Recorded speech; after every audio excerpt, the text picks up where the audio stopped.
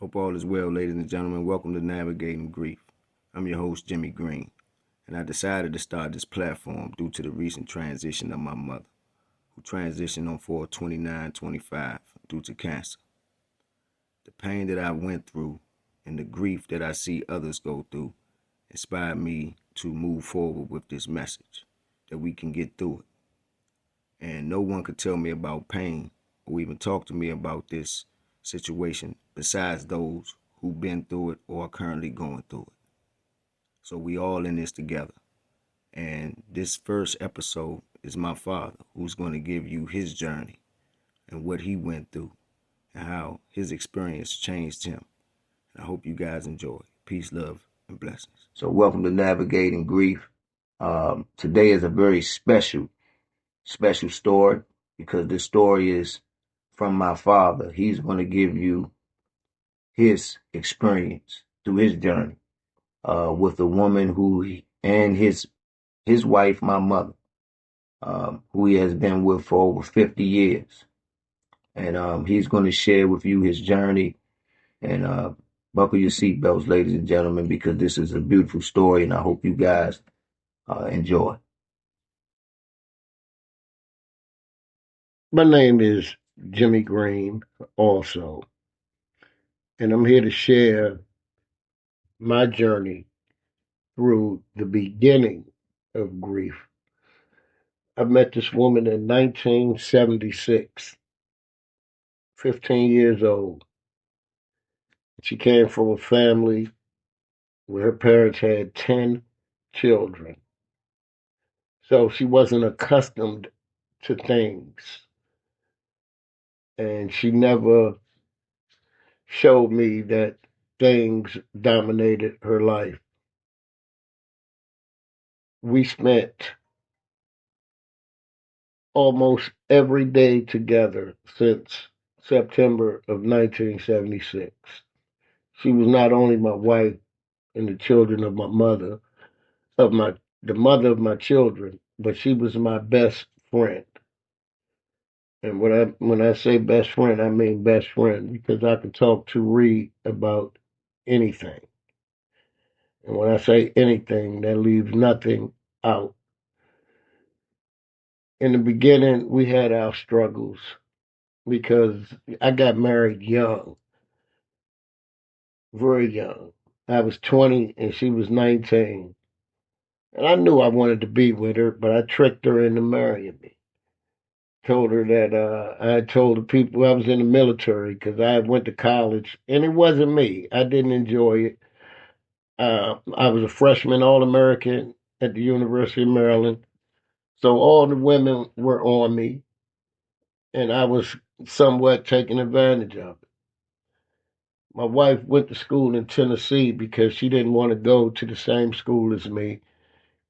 But all the schools that recruited me, they were willing to give her a scholarship too because they knew she was my girlfriend in high school and I didn't want to leave her. She made me play football because she messed around and ran in the Miss Eastern pageant. And because she ran, I knew she would be one of the top girls. So I decided that she wouldn't be in the pageant without having her boyfriend be a star on the football team. So I went out there and did my thing. So if you can imagine being with someone since you're 15 and then you hit with this blow, they're no longer in your life.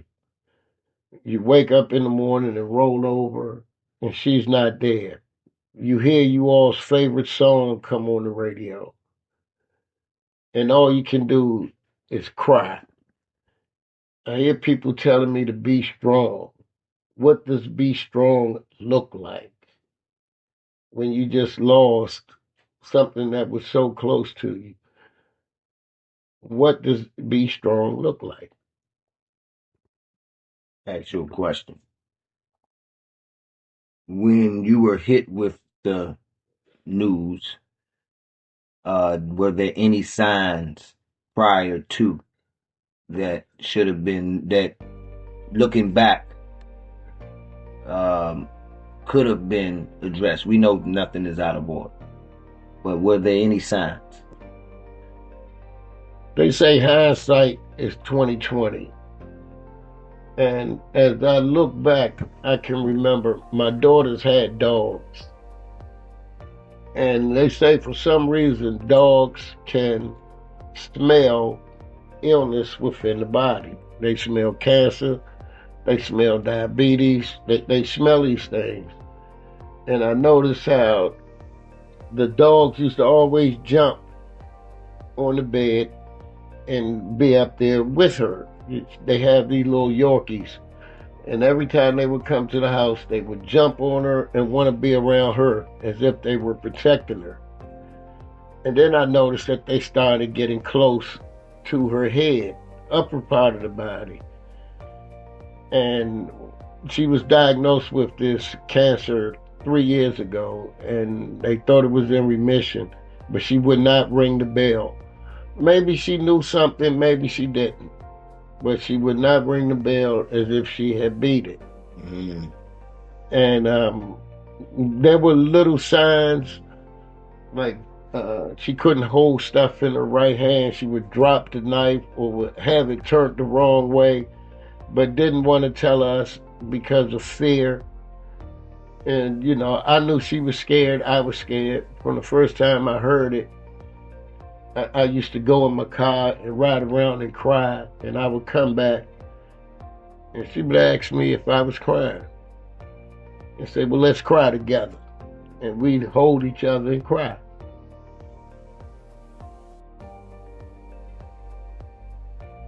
It was so many things that I'm looking back on that I could see now. It seems as if she put life on speed dial.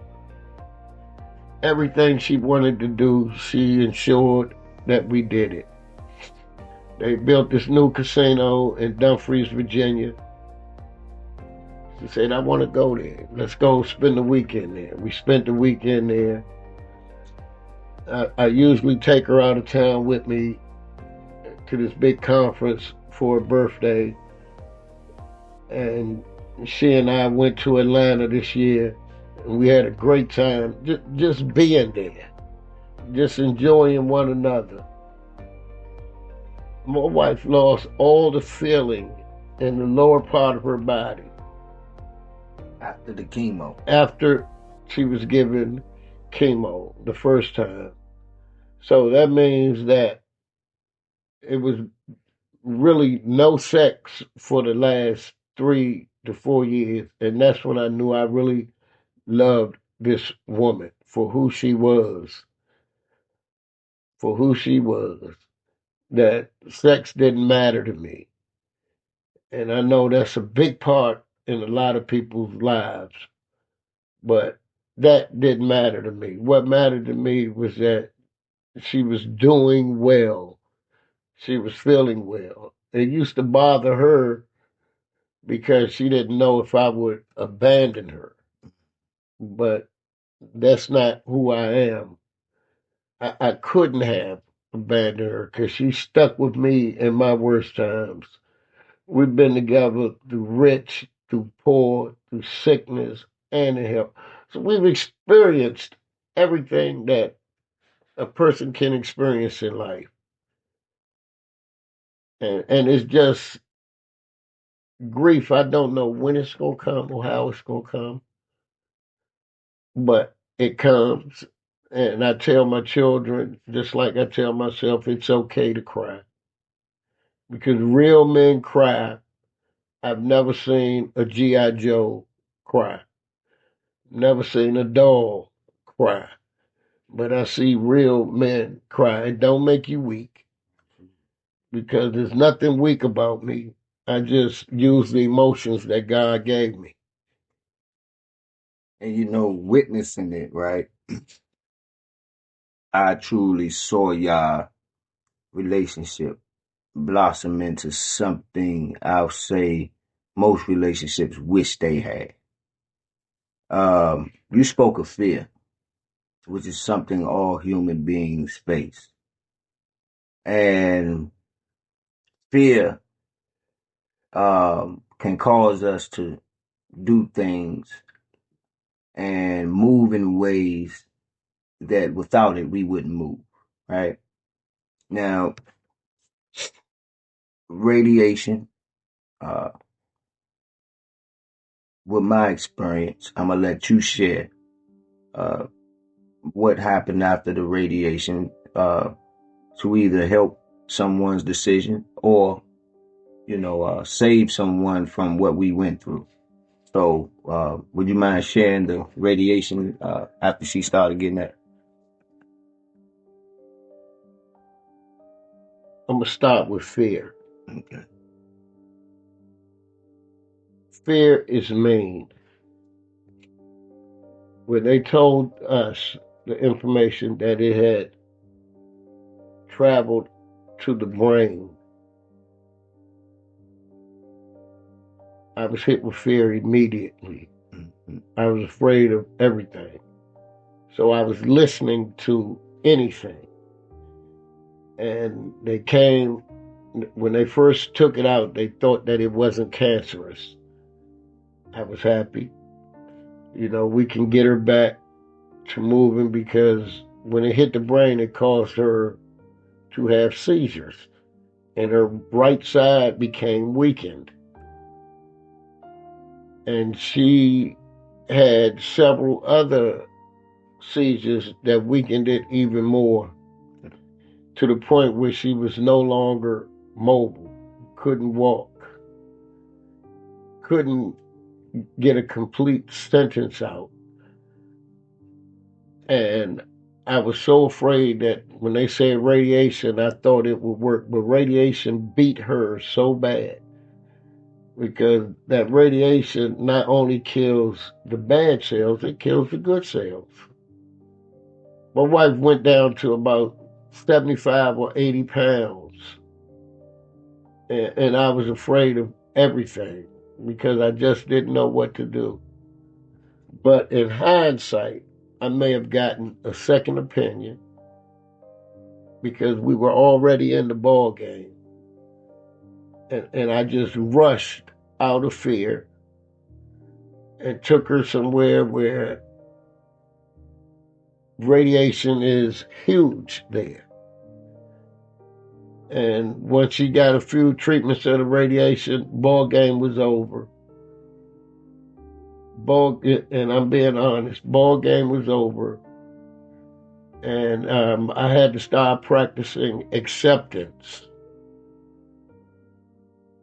because it is what it is.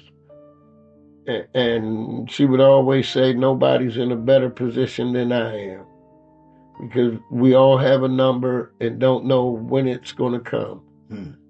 But being human, we're selfish. We don't want to let go of something that we love so much. We're greedy. We always want more than our fair share of time or anything. And unappreciative. When my work on earth is done, I'm going home to live with God. All my troubles will be over, and I'll make a brand new start. In the morning when I rise, shake the dust off my feet and wipe my weeping eyes.